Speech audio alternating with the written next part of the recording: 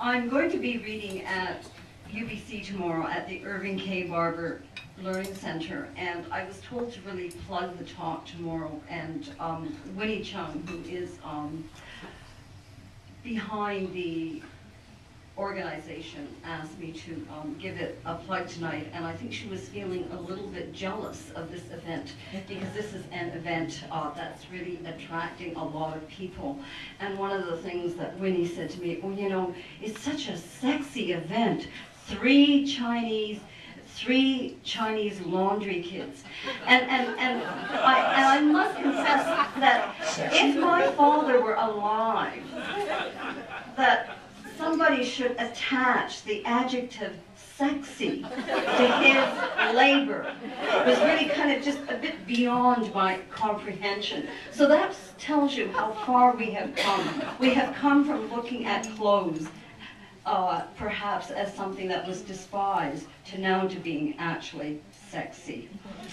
I'm not going to speak for very long because you people have all been extremely patient, and you know, you've had two wonderful speakers already. And I also have to confess that I'm really quite surprised to see all these pictures of my website, you know, being flashed upon the screen. Because one of the things that happened was that Jacqueline called me yesterday and asked me if I had any pictures from my father's laundry, and I guess of course she was thinking of Elwin, who obviously was from a very privileged laundry because he had a camera.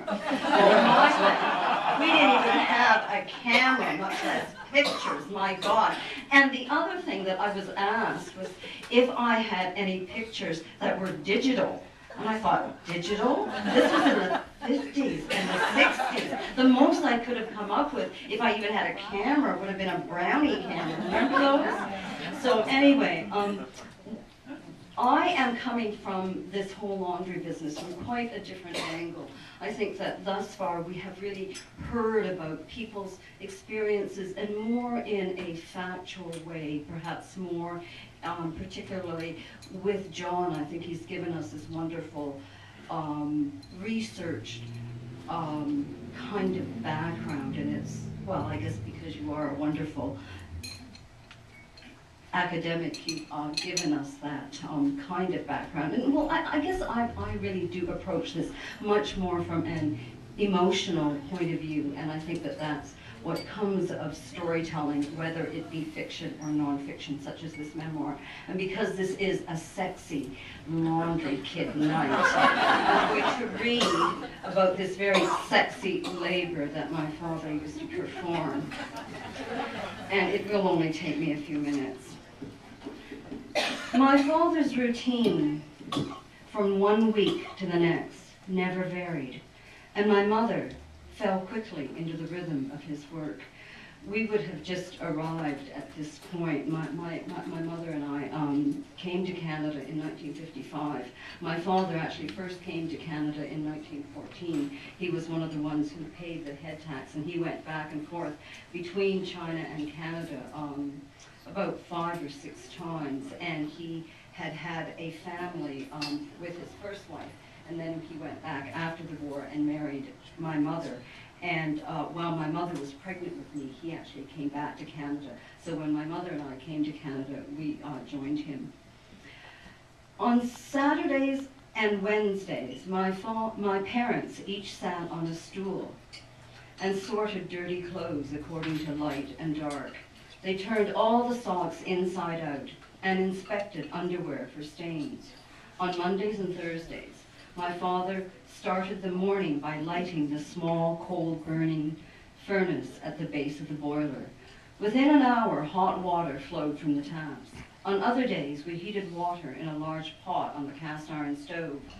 Whatever amount we ladled out for washing our faces and for dishes had to be immediately replaced. Wash days were especially busy. My parents, hurrying from one chore to another, sorted piles of dirty clothes sat on the floor at one end of the room. Giant wicker baskets waited for wet laundry at the other, and off in a corner, pails of starch for the collars and cuffs of well-made shirts stood ready. My father opened the metal and wooden doors to the barrel-shaped receptacle and stuffed it with soiled laundry. When he turned on the electric motor, the grinding of gears and the sloshing of water were so loud it was almost impossible to speak and be heard. On these days, I crouched by the edge of the metal pan and watched the water as it gushed from the tail-like hose, swirling around the drain. Then, without warning, I heard my father singing long, mournful notes from some Chinese opera, his voice rising above the dreadful cacophony. But the lyrics were in classical Chinese, unlike the language we spoke in our home. For me, the words were incomprehensible. As soon as the song was finished, the corners of his mouth turned down in grim determination. My father rushed between the machine and the wooden tubs, where the soapy laundry was rinsed in one tub after another until the water was clear. Next, he fed the clothes piece by piece between the rollers of a hand-cranked mangle that squeezed out all the water. The wrung-out laundry fell from the mangle in graceful, undulating curves into a wicker basket. If the weather was fine, my father hung each wet item on lines outside. At the end of the day, there were baskets stuffed with dried shirts, sheets, towels, underwear, and socks, everything stiff and smelling of the sun and fresh air. But on rainy days and during the winter, my father went into a room at the back of the building and packed coal into a cast iron furnace that stood in the corner, heating the room to more than 80 degrees. He then took the wrung-out clothes and pegged everything on clotheslines strung just below the ceiling. When it was cold outside, I used to stand in that room dressed only in panties and an undershirt, just to savor its moisture and warmth. Even on the coldest winter day, he had to open the back door, releasing clouds of billowing steam into the frosty air outside. On those rainy summer days, however, the hot furnace only added to the already high temperatures. The laundry filled with humidity, and my father, dressed in dark trousers and a flimsy white singlet, dripped with perspiration. In the winter, except for Mondays and Thursdays, when laundry was being washed, my father put off burning coal in the cast iron stove for as long as possible, and he bundled up with a peaked cap and a bulky shawl-collared woolen sweater fitted over many layers of clothing. Every Tuesday and Friday, he stood from morning until night in front of his ironing table. He ironed every single article by hand, except for bed sheets, which he later put through a press with rollers. By the time my mother and I joined him, he had bought himself an electric iron.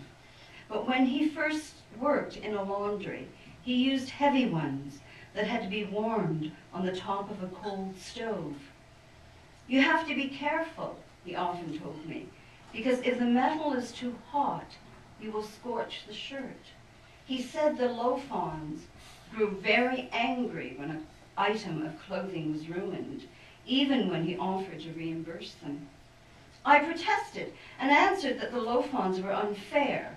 My father shook his head and said that these accidents no longer happened.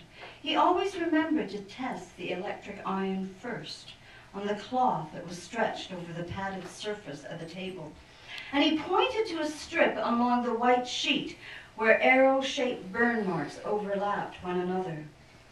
On ironing days before I started school and got to know other children in the neighborhood, I used to play in the space under my father's ironing table and watched his trousered legs shuffle back and forth. It was a space that was mine. Somewhere I could create a world of my own, my parents close, yet far away. I drew on sheets of brown laundry paper, cut out shapes, listened to the hiss of steam, and felt the thud-glide rhythm of my father's iron pounding the padded wooden surface above my head. And I will stop there.